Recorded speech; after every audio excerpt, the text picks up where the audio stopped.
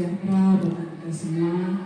Yang terhormat Kepala SD SMP 1 Atap Sinargali 3, yang saya hormati seluruh Dewan Guru beserta staf tata usaha SD SMP 1 Atap Sinargali 3. Puji dan syukur marilah kita panjatkan kehadirat Allah Subhanahu wa Ta'ala, yang mana pada kesempatan pagi menjelang siang ini kita bisa berkumpul di ruangan yang berbahagia dalam rangka diseminasi budaya positif untuk memenuhi salah satu tugas aksi nyata modul 1.4 calon guru penggerak angkatan 9 atas nama saya Nova, unit kerja SD SMP 1 Atap Sinargali 3, Kabupaten Majalengka, Provinsi Jawa Barat.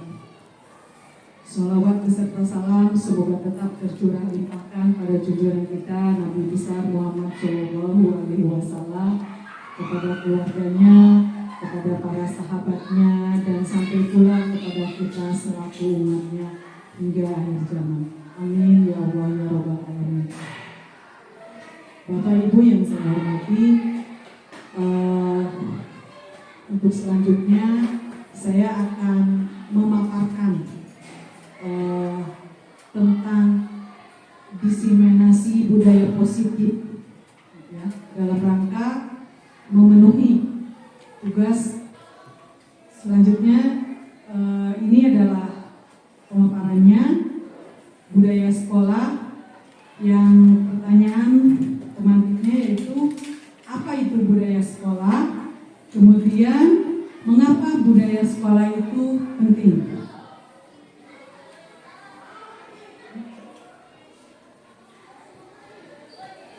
Budaya positif adalah nilai-nilai atau keyakinan-keyakinan dan kebiasaan-kebiasaan yang ada di sekolah kita yang berpihak pada murid, sehingga murid dapat berkembang menjadi pribadi yang kritis, penuh rasa hormat dan tanggung jawab. Kemudian ini salah satu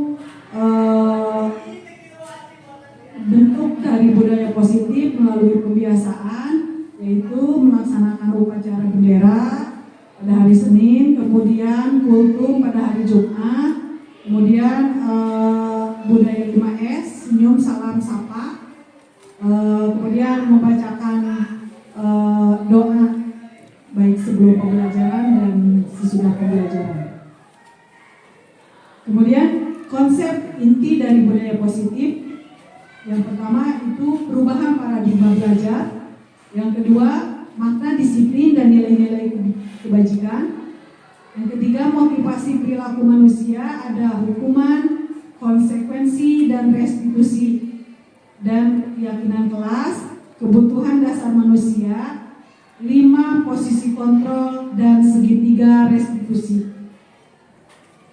Hakikat pendidikan menurut Ki Hajar Dewantara, pendidikan adalah menuntun siswa sesuai kodratnya agar mencapai kebahagiaan dan keselamatan. Pendidik di sini diibaratkan sebagai seorang petani yang memiliki peranan penting untuk menjadikan tanamannya tumbuh subur. Petani akan memastikan bahwa tempat tumbuhnya tanaman adalah tanah yang cocok untuk ditanami. Kita ambil contoh perbandingannya dengan hidup tumbuh-tumbuhan. Seorang petani dalam hakikatnya sama kewajibannya dengan seorang pendidik.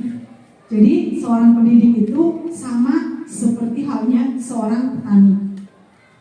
Yang menanam padi misalnya hanya dapat menuntun tumbuhnya padi. Ia dapat memperbaiki kondisi tanah, memelihara tanaman padi, memberi pupuk dan air, membasmi ulat-ulat atau jamur-jamur yang mengganggu hidup tanaman padi, dan lain sebagainya. Lampiran dasar-dasar pendidikan keluarga tahun TH1 nomor 1234 November Desember 1936 Januari Februari 1937. Kemudian sekolah diibaratkan sebagai tanah, tempat bercocok tanam. Sehingga guru harus mengusahakan sekolah menjadi lingkungan yang menyenangkan, menjaga, melindungi murid-murid dari hal-hal yang tidak baik. Dengan demikian, karakter murid tumbuh dengan baik. Sebagai contoh, murid yang tadinya malas menjadi semangat, bukan sebaliknya. Murid akan mampu menerima dan menyerap suatu pembelajaran bila di lingkungan sekelilingnya terasa aman dan nyaman. Selama seseorang merasakan tekanan-tekanan dari lingkungannya, maka proses pembelajaran akan sulit terjadi.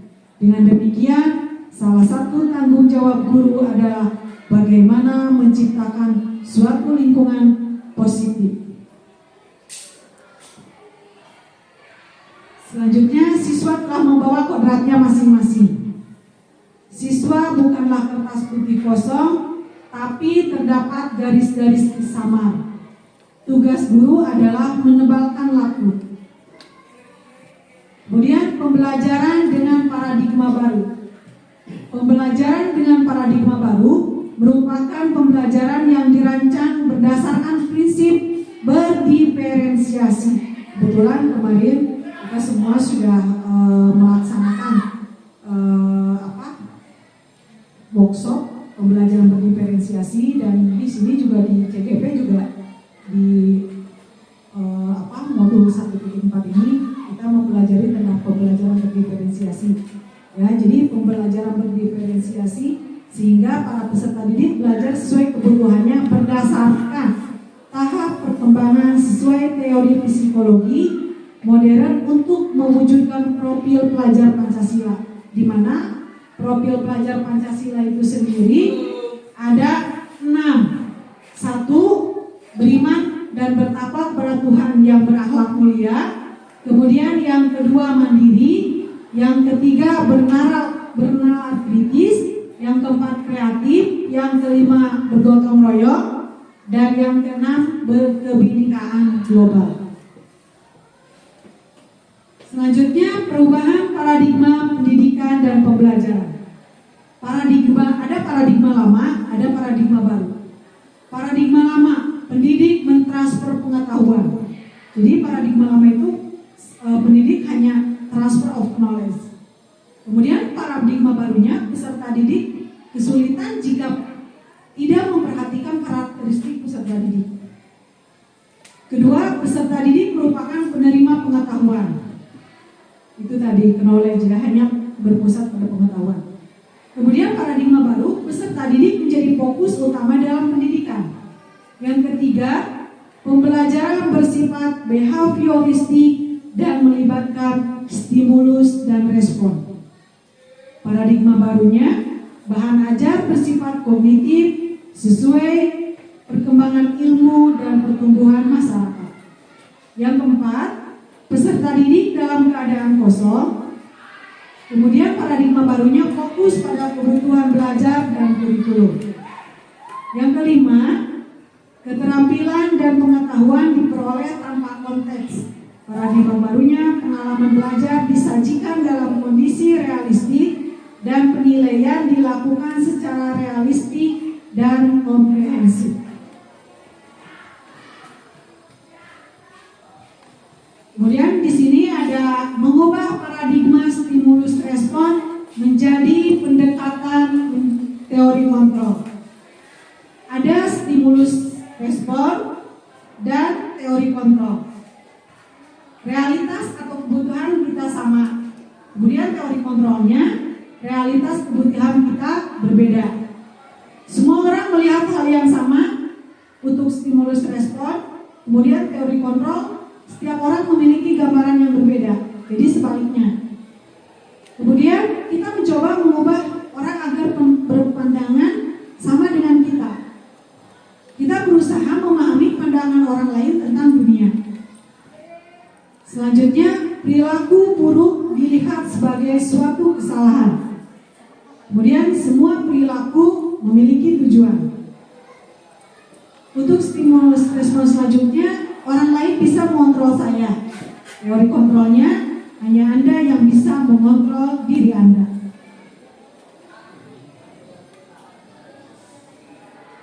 Kemudian saya bisa mengontrol orang lain, Anda tidak bisa mengontrol orang lain. Pemaksaan ada pada saat rujukan gagal, kolaborasi dan konsensus menciptakan pilihan-pilihan baru. Kemudian model berpikir menang atau kalah, teori kontrolnya model berpikir menang-menang. Selanjutnya di sini ada salah satunya diwujudkan melalui disiplin positif. Ada lingkungan fisik yang positif, di mana disiplin positif itu bagian dari budaya positif itu menjadikan disiplin positif, di mana ada lingkungan fisik yang positif, ada lingkungan karakter positif, ada kegiatan pembiasaan yang positif. Dan ini adalah unsur yang menjadi bagian dari budaya positif yang akan melahirkan disiplin yang positif. Bapak pendidikan kita Ki Hajar Dewantara menyatakan bahwa makna disiplin itu adalah di mana ada kemerdekaan, disitulah ada disiplin yang kuat. Sesungguh pun disiplin itu bersifat Ki Hajar Dewantara menyatakan bahwa makna disiplin itu adalah di mana ada kemerdekaan, disitulah ada disiplin yang kuat. Sesungguh pun disiplin itu bersifat self-disiplin, yaitu kita sendiri yang mewajibkan kita dengan sekeras-kerasnya, tetapi itu sama saja. Sebab jikalau kita tidak cakap melakukan self-disiplin, wajiblah penguasa lain mendisiplin diri kita. Dan peraturan demikian itulah harus ada di dalam suasana yang merdeka. Kemudian Ki Hajar Dewantara, pemikiran, konsepsi, keteladanan, sikap merdeka, cetakan kelima, 2013, halaman 470. Kemudian untuk selanjutnya ada makna disiplin dan nilai-nilai kebijakan. Diana menyatakan bahwa arti dari kata disiplin berasal dari bahasa Latin, yaitu disciplina, yang artinya belajar. Kata disiplin juga berasal dari akar kata yang sama dengan disiplin atau murid atau pengikut. Untuk menjadi seorang murid atau pengikut, seseorang harus paham betul alasannya mengapa mereka mengikuti suatu aliran atau suatu ajaran tertentu, sehingga motivasi yang terbangun adalah motivasi intrinsik, bukan ekstrinsik. Jadi intrinsik itu motivasi dari diri sendiri, bukan dari orang lain, bukan dari luar, atau bukan karena paksaan, tapi kesadaran diri. Kemudian makna disiplin dan nilai-nilai kebajikan. Seseorang yang memiliki disiplin diri berarti mereka bisa bertanggung jawab terhadap apa yang dilakukannya, karena mereka mendasarkan tindakan mereka pada nilai-nilai kebajikan universal. Kemudian beriman dan bertakwa kepada Tuhan Yang Maha Esa dan berakhlak mulia, mandiri, bernalar kritis, berkebinekaan global, bergotong royong, dan kreatif. Dan itu bagian dari nilai-nilai proyek profil pelajar Pancasila. Kemudian ada disiplin positif. Disiplin positif merupakan salah satu cara penerapan disiplin yang bertujuan untuk menumbuhkan kesadaran serta memberdayakan murid untuk melakukan sesuatu tanpa adanya ancaman, hukuman, atau penghargaan. Jadi ketika kita mendisiplinkan peserta didik, kita jangan mengiming-imingi dengan reward ataupun sebuah punishment, hukuman. Tapi bagaimana caranya kita itu menumbuhkan kesadaran dirinya untuk mereka bersikap disiplin. Jadi bukan hanya karena takut sama sesuatu, saya akan disiplin menjaga kebersihan biar nanti dapat juara, biar nanti dapat piala. Nah, itu tidak seperti itu, tapi bagaimana caranya kita memberikan pendidikan karakternya itu dengan cara menumbuhkan kesadaran pada dirinya. Untuk selanjutnya, 3 motivasi perilaku manusia. Ada ekstrinsik untuk menghindari ketidaknyamanan atau hukuman. Ekstrinsik. Yang pertama, yang kedua, untuk mendapatkan imbalan atau penghargaan dari orang lain. Intrinsik. Yang ketiga, untuk menjadi orang yang mereka inginkan dan menghargai diri sendiri dengan nilai-nilai yang mereka percaya. Kemudian motivasi perilaku manusia. Yang pertama, untuk menghindari ketidaknyamanan hukuman. Yang kedua, untuk mendapatkan imbalan atau penghargaan. Yang ketiga, untuk menjadi yang mereka inginkan dan menghargai diri sendiri dengan nilai-nilai yang mereka percaya. Sebagai contoh, berani maju ke depan kelas karena akan mendapatkan hadiah atau reward. Nah, jadi pada saat kita berulang kali menjanjikan hadiah kepada anak-anak agar berperilaku bertanggung jawab, atau kepada murid agar mempelajari sesuatu yang baru, contohnya kepada seorang karyawan agar melakukan pekerjaan yang berkualitas, kita sedang berasumsi mereka tidak dapat melakukannya atau mereka tidak akan memilih untuk melakukannya. Alvin Korn. Jadi misalnya ketika kita pembelajaran di kelas, misalnya siapa yang dapat menjawab pertanyaan lebih duluan akan mendapatkan permen. Nah, ketika anak ke depan itu, kemungkinan mereka ingin mendapatkan permen itu sendiri, bukan keinginan atau kesiapan dari mental atau secara kognitif mereka. Kemudian yang kedua, memakai seragam lengkap agar tidak terkena hukuman. Kemudian yang ketiga, membersihkan sampah orang lain demi kenyamanan belajar dan kesehatan. Yang keempat, menyelesaikan tugas tepat waktu agar tidak terkena hukuman dan mengerjakan PR di sekolah setelah selesai pembelajaran. Kemudian yang selanjutnya ada hukuman, ada konsekuensi, dan ada restitusi. Hukuman bersifat satu arah dari pihak guru yang memberikan tanpa melalui suatu kesepakatan. Hukuman yang diberikan berupa fisik maupun psikis. Kalau konsekuensi sudah disepakati murid tidak nyaman untuk jangka waktu pendek berdasarkan suatu data yang umumnya dapat diukur. Nah, sedangkan untuk restitusi, yang pertama bukan untuk menembus kesalahan, namun untuk belajar dari kesalahan. Yang kedua, memperbaiki kesalahan. Yang ketiga, tawaran bukan paksaan. Yang keempat, menuntut untuk melihat ke dalam diri, fokus pada solusi. Dan yang terakhir, mengembalikan murid yang berbuat salah pada kelompoknya. Nah, ini salah satu merupakan bagian contoh yang dihukum oleh penghargaan. Yang pertama, penghargaan tidak efektif. Yang kedua, penghargaan merusak hubungan. Yang ketiga, penghargaan mengurangi ketepatan. Yang keempat, penghargaan menurunkan kualitas. Yang kelima, penghargaan mematikan kreativitas. Yang terakhir, penghargaan menghukum. Jadi kalau untuk penghargaan itu sendiri belum bisa mampu untuk menanamkan kesadaran pada diri. Kemudian dihukum oleh penghargaan, pengaruh jangka pendek dan jangka panjang. Penghargaan efektif jika kita menginginkan seseorang melakukan sesuatu yang kita inginkan dalam rangka jangka waktu pendek. Yang kedua, jika kita menggunakan penghargaan lagi dan lagi, maka orang tersebut akan bergantung pada penghargaan yang diberikan serta kehilangan motivasi dari dalam. Jadi motivasi intrinsiknya itu tidak ada karena dia berorientasinya pada penghargaan, pada reward, pada hadiah.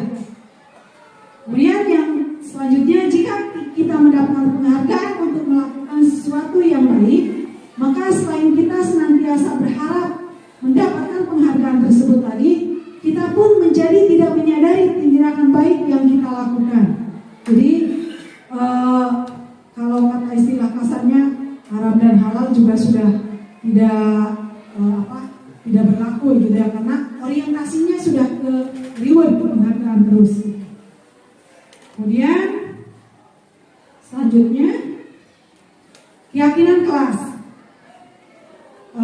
Di sini pertanyaan pemantiknya, kenapa keyakinan kelas? Apa bedanya keyakinan kelas dengan kesepakatan kelas dan peraturan kelas? Nah, ini keyakinan kelas.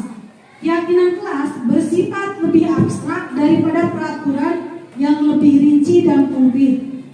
Kemudian pernyataan keyakinan kelas senantiasa dibuat dalam bentuk positif. Keyakinan kelas hendaknya tidak perlu banyak sehingga mudah diingat dan dipahami oleh semua warga kelas. Kemudian keyakinan kelas sebaiknya sesuatu yang dapat diterapkan di lingkungan tersebut. Berarti di kelas masing-masing ya. Berarti yang membuat keyakinan atau kesepakatan kelas mungkin wali kelas. Semua warga kelas hendaknya ikut berkontribusi dalam pembuatan keyakinan kelas lewat kegiatan curah pendapat. Jadi demokratis, semua diberikan kesempatan untuk menyampaikan pendapatnya masing-masing. Yang selanjutnya bersedia meninjau kembali keyakinan kelas dari waktu ke waktu. Jadi misalnya minggu pertama bikin keyakinan kelas, nanti minggu depannya itu dievaluasi, gitu ya. Kemudian keyakinan kelas atau kesepakatan kelas. Nah, di sini ya kesepakatan kelas pertama mendengarkan ketika guru atau teman ketika berbicara.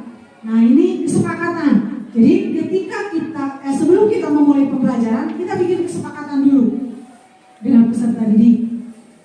Kemudian yang kedua, tidak menyela pembicaraan, mengangkat tangan jika ingin berpendapat. Jadi dibiasakan ketika ingin mengumumkan pendapat dengan mengacungkan tangan. Kemudian datang dan pulang tepat waktu, memakai seragam sesuai jadwal, meminta izin jika akan keluar kelas, berdoa sebelum dan sesudah belajar, membantu. Yang kedua, saling menyayangi.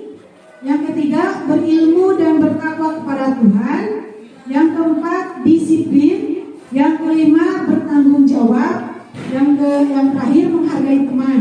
Jadi intinya ini semua bagian dari proyek nilai profil Pancasila. Kemudian 5 kebutuhan dasar manusia. Yang pertama, bertahan hidup.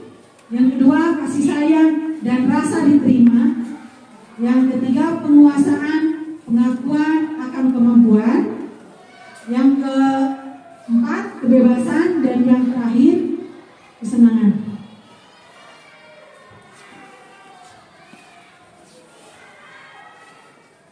Nah, untuk selanjutnya, ini ada kebutuhan dasar manusia. Dan manusia melakukan pelanggaran karena tidak terpenuhinya kebutuhan. Nah, di sini ada kesenangan. Ini bertahan hidup. Ada kesenangan.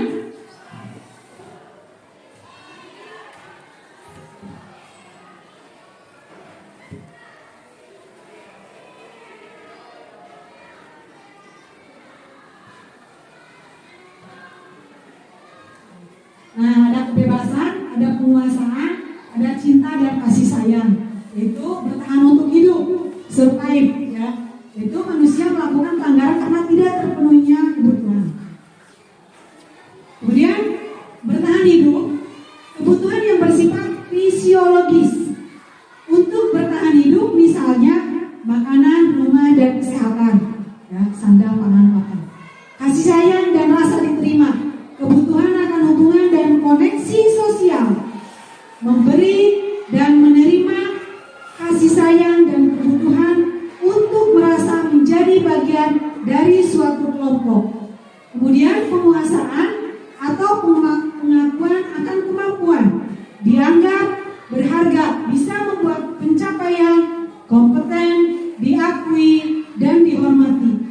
Untuk selanjutnya yaitu kebebasan, kemandirian memiliki pilihan dan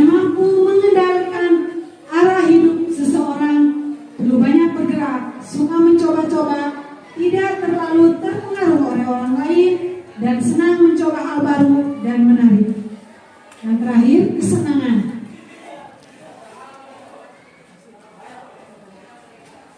Mencari kesenangan dengan bermain dan tertawa. Kemudian selanjutnya ada 5 posisi kontrol. Yang pertama, penghukum, pemantau, pembuat merasa bersalah, teman, dan manajer. Penghukum. Nah, ini mohon diperhatikan. Penghukum, seorang penghukum bisa menggunakan hukuman fisik maupun verbal, senantiasa mengatakan bahwa sekolah memerlukan sistem atau alat untuk lebih menekan murid. Ini posisi sebagai penghukum. Nah, posisi penghukum, nada suara tinggi, bahasa tubuh melotot, jari jemari tunjuk menunjuk, menghardik hasil, kemungkinan murid marah, dendam, dan bersifat agresif. Itu kalau kita menjadi sebagai posisinya penghukum. Kemudian pembuat merasa bersalah. Nah, pada posisi ini suara guru akan lebih lembut, menggunakan keinginannya untuk membuat orang lain merasa tidak nyaman, bersalah atau rendah diri dengan halus. Berarti kebalikan dari penghukum. Kemudian teman. Nah, guru pada posisi ini akan menyakiti murid, namun akan tetap berupaya mengontrol murid, persuasi. Posisi teman pada guru bisa positif ataupun bisa negatif. Positifnya mereka akan bicara dari hati, tapi negatifnya ya nanti ditakutkan ada ketidakrespekan pada guru. Kemudian pemantau. Memantau berarti mengawasi. Kita bertanggung jawab atas perilaku orang-orang yang kita awasi. Berarti kita mengawasi murid. Kepala mengawasi kita mengawasi murid. Itu contohnya. Kemudian posisi pemantau, nada suara datar, bahasa tubuh formal, hasil murid akan memahami konsekuensi yang harus diterima karena telah melanggar peraturan. Nah, ini yang selanjutnya posisi manajer, yang dimana seharusnya kita sebagai peserta didik harus memposisikan diri kita sebagai manajer, yaitu posisi di mana guru berbuat sesuatu bersama dengan murid, mempersilahkan murid mempertanggungjawabkan perilakunya, mendukung murid agar dapat menemukan solusi permasalahannya. Posisi manajer, nada suara tulus, bahasa tubuh tidak kaku, mendekat ke murid, hasil murid akan bertanggung jawab dan dapat menyelesaikan permasalahannya sendiri. Nah, ini sebagai gambarannya. Di sini ada pemantau, kemudian kesepakatan kelas, terdapat aturan dan konsekuensi yang harus disepakati. Kemudian posisi manajer, keyakinan kelas, mengarahkan siswa untuk menyelesaikan masalah yang ditimbulkan melalui segitiga restitusi. Nah, ini 5 posisi kontrol. Identitas gagal luar, kontrol dari luar. Identitas berhasil, sukses, kontrol dari dalam. Identitas berhasil, kontrol dari kontrol diri. Yang pertama, guru berbuat. Ini posisinya sebagai penghukum, membuat orang bersalah, teman, pemantau, dan posisi sebagai manajer. Menghardik, menunjuk-nunjuk, menyakiti, menyindir. Kemudian berceramah dan mengatakan seharusnya ibu kecewa. Nah, berarti kita sudah memposisikan sebagai membuat orang merasa bersalah. Kalau bahasa kalimatnya seharusnya bapak atau ibu kecewa. Kemudian untuk posisi sebagai teman, membuatkan alasan-alasan untuk muridnya. Kemudian pemantau menghitung dan mengukur. Untuk manajer mengajukan pertanyaan-pertanyaan. Kemudian guru berkata sebagai penghukum, kalau kamu tidak melakukannya, awas ya, rasakan. Itu kan sebagai penghukum. Nah, sebagai pembuat orang bersalah, kamu seharusnya sudah tahu itu lelah sekali sekali mengatakannya, ibu lelah sekali mengatakannya, ibu stres. Dan itu yang kebanyakan yang kita rasakan ya, atau kita bicarakan setiap hari. Kamu kan sudah tahu bahwa itu melanggar. Ibu sudah capek mengingatkan kamu. Nah, itu berarti posisi kita sebagai pembuat orang merasa bersalah. Kemudian kalau sebagai teman, ayolah lakukan demi ibu. Masa kamu tidak mau? Ingat, tidak ibu pernah bantu, bukan pernah membantu kamu. Masa kamu nggak yakin? Itu bahasa seperti teman. Kemudian kalau pemantau, apa peraturannya? Coba kalian apa tata tertib yang ada di sekolah ini, misalnya seperti itu. Kemudian apa yang kita yakini, apa yang bisa kau kerjakan untuk memperbaiki masalah ini. Kemudian hasilnya memberontak, menyalahkan orang lain, berbohong. Kemudian menyembunyikan, menyangkal, berbohong. Kemudian ketergantungan, menyesuaikan diri bila diawasi. Kemudian menguatkan pribadi. Nah, ini motivasinya kaitan dengan dunia berkualitas. Untuk menghukum, murid meletakkan guru di luar dunia berkualitas. Untuk membuat orang merasa bersalah, murid meletakkan guru di dalam dunia berkualitas. Kebalikannya. Kemudian posisi teman, murid meletakkan guru sebagai orang yang sangat penting di dunia berkualitas. Kemudian untuk pemantau, murid meletakkan guru, peraturan dan hukum di dunia berkualitas. Untuk sebagai posisi manajer, murid meletakkan dirinya sebagai individu yang positif di dalam dunia berkualitas. Kemudian motivasi murid berkata, sebagai penghukum, biarkan saja, nanti juga marah-marah lagi. Kemudian untuk posisi membuat orang merasa bersalah, maafkan saya. Posisi teman, saya pikir bapak ibu teman saya, ternyata begitu. Untuk posisi pemantau, berapa banyak binatang yang harus saya peroleh, berapa halaman yang harus saya tulis. Untuk posisi manajer, bagaimana caranya saya bisa memperbaiki keadaan. Motivasi dampak pada murid. Sebagai penghukum, mengulangi kesalahan. Jadi kalau posisi kita sebagai penghukum, si peserta didik akan mengulangi kesalahan yang sama, bahkan berulang-ulang. Kalau kita posisinya sebagai pembuat orang yang merasa bersalah, mereka akan merasa rendah hati. Kemudian posisi kita sebagai teman, lemah, tidak mandiri dan tergantung. Dan posisi sebagai pemantau, menitik beratkan pada sanksi atau hadiah untuk dirinya. Kemudian posisi sebagai manajer, mengevaluasi diri, bagaimana caranya memperbaiki diri. Untuk selanjutnya yaitu segitiga restitusi. Restitusi adalah proses menciptakan kondisi bagi murid untuk memperbaiki kesalahan mereka sehingga mereka bisa kembali pada kelompok mereka dengan karakter yang lebih kuat. Itu menurut Goseng yang berceramah dan mengatakan seharusnya ibu kecewa. Nah, berarti kita sudah memposisikan sebagai pembuat orang merasa bersalah. Kalau bahasa kalimatnya seharusnya bapak atau ibu kecewa. Kemudian untuk posisi sebagai teman, membuatkan alasan-alasan untuk muridnya. Kemudian pemantau menghitung dan mengukur. Untuk manajer mengajukan pertanyaan-pertanyaan. Kemudian guru berkata sebagai penghukum, kalau kamu tidak melakukannya, awas ya, rasakan. Itu kan sebagai penghukum. Nah, sebagai pembuat orang bersalah, kamu seharusnya sudah tahu.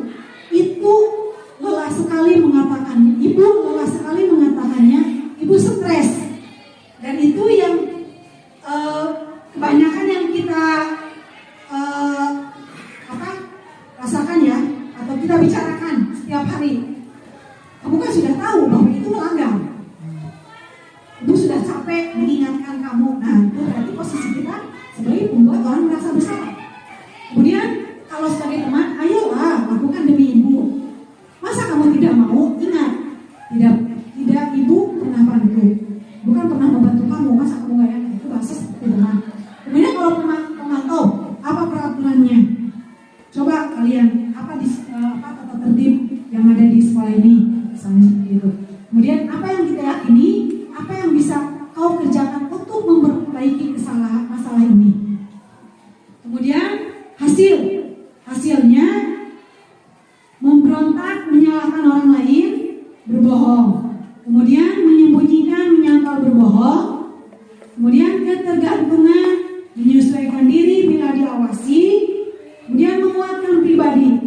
Nah, ini motivasinya kaitan dengan dunia berkualitas. Untuk menghukum, murid meletakkan guru di luar dunia berkualitas. Untuk membuat orang merasa bersalah, murid meletakkan guru di dalam dunia berkualitas. Kebalikannya. Kemudian posisi teman, murid meletakkan guru sebagai orang yang sangat penting di dunia berkualitas. Kemudian untuk pemantau, murid meletakkan guru, peraturan dan hukum di dunia berkualitas. Untuk sebagai posisi manajer, murid meletakkan dirinya sebagai individu yang positif di dalam dunia berkualitas. Kemudian motivasi murid berkata, sebagai penghukum, biarkan saja, nanti juga marah-marah lagi. Kemudian untuk posisi membuat orang merasa bersalah, maafkan saya. Posisi teman, saya pikir Bapak Ibu teman saya, ternyata begitu. Untuk posisi pemantau, berapa banyak binatang yang harus saya peroleh, berapa halaman yang harus saya tulis. Untuk posisi manajer, bagaimana caranya saya bisa memperbaiki keadaan. Motivasi dampak pada murid. Sebagai penghukum, mengulangi kesalahan. Jadi kalau posisi kita sebagai penghukum, si peserta didik akan mengulangi kesalahan yang sama, bahkan berulang-ulang. Kalau kita posisinya sebagai pembuat orang yang merasa bersalah, mereka akan merasa rendah hati. Kemudian posisi kita sebagai teman, lemah, tidak mandiri dan tergantung. Dan posisi sebagai pemantau, menitik beratkan pada sanksi atau hadiah untuk dirinya. Kemudian posisi sebagai manajer, mengevaluasi diri, bagaimana caranya memperbaiki diri. Untuk selanjutnya yaitu segitiga restitusi. Restitusi adalah proses menciptakan kondisi bagi murid untuk memperbaiki kesalahan mereka sehingga mereka bisa kembali pada kelompok mereka dengan karakter yang lebih kuat. Itu menurut Goseng 2004. Nah, di sini ini gambaran segitiga restitusi. Ada validasi tindakan yang salah, menstabilkan identitas dan menanyakan keyakinan. Satu, kamu bukan satu-satunya yang pernah melakukan ini. Dua, kamu tentu punya alasan mengapa melakukan itu. Kemudian yang ketiga, keyakinan kelas apa yang telah kita sepakati. Nah, di sini setiap orang pasti pernah melakukan kesalahan, ya. Di sini adakah cara yang lebih efektif untuk mendapatkan apa yang kamu butuhkan, dan di keyakinan kelas apa yang telah kita sepakati, yaitu kamu ingin menjadi orang yang seperti apa. Selanjutnya, menstabilkan identitas. Bagian dasar dari segitiga bertujuan untuk mengubah identitas anak dari orang yang gagal melakukan kesalahan menjadi orang yang sukses. Anak yang melanggar peraturan karena sedang mencari perhatian adalah anak yang sedang mengalami kegagalan. Dia mencoba untuk memenuhi kebutuhan dasarnya, namun ada benturan. Ada benturan kalau kita mengkritik dia, maka kita akan tetap membuatnya dalam posisi gagal. Kalau kita ingin ia menjadi reflektif, maka kita harus meyakinkan si anak dengan cara mengatakan kalimat-kalimat seperti ini. Berbuat salah itu tidak apa-apa. Tidak ada manusia yang sempurna. Saya juga pernah melakukan seperti kesalahan yang kita bisa menyelesaikan ini, Bapak Ibu tidak tertarik mencari siapa yang salah, tapi Bapak Ibu mencari solusi permasalahan ini. Atau kita adalah menjadi bagian dari solusi, bukan bagian dari masalah. Kamu berhak merasa begitu. Apakah kamu sedang menjadi teman yang baik buat dirimu sendiri? Nah, ini sebagai kalimat-kalimat contohnya. Kemudian validasi tindakan. Setiap tindakan kita lakukan dengan suatu tujuan, yaitu memenuhi kebutuhan dasar.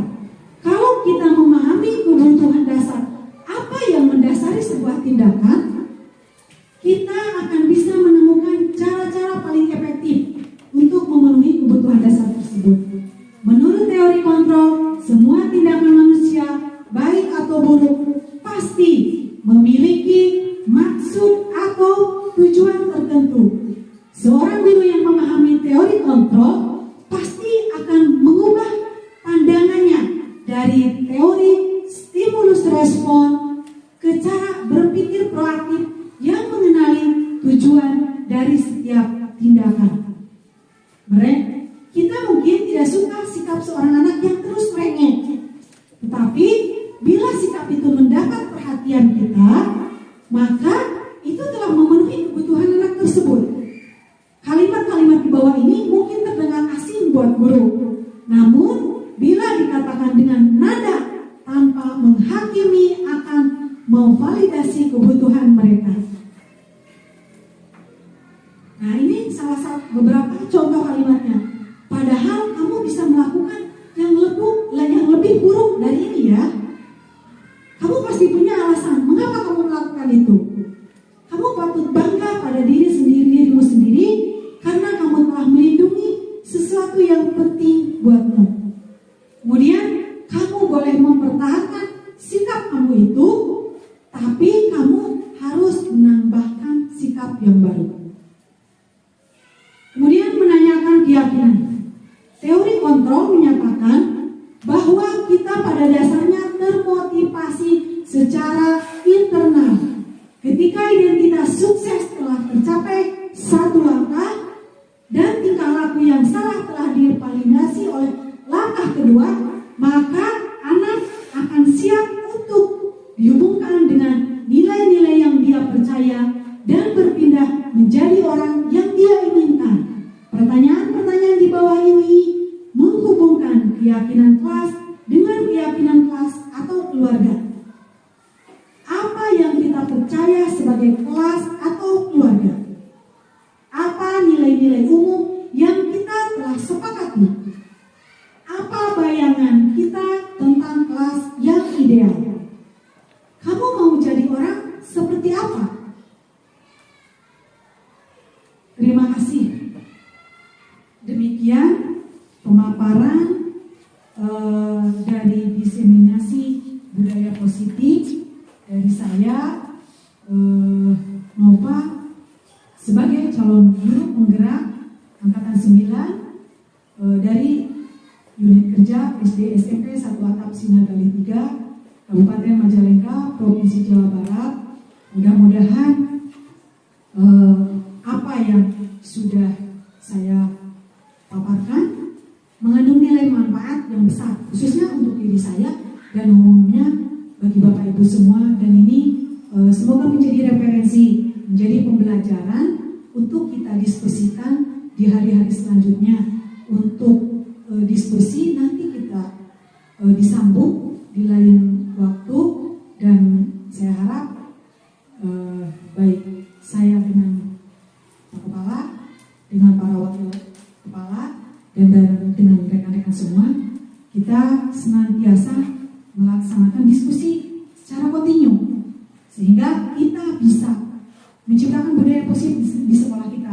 Dan bagaimana caranya kita supaya bisa menciptakan budaya positif di sekolah kita untuk memperbaiki hal-hal yang memang atau kekurangan-kekurangan yang ada di sekolah kita. Terima kasih Bapak Ibu atas kehadirannya, atas kerjasamanya, atas kekompakannya. Billahi taufiq wal hidayah. Wassalamualaikum warahmatullahi wabarakatuh.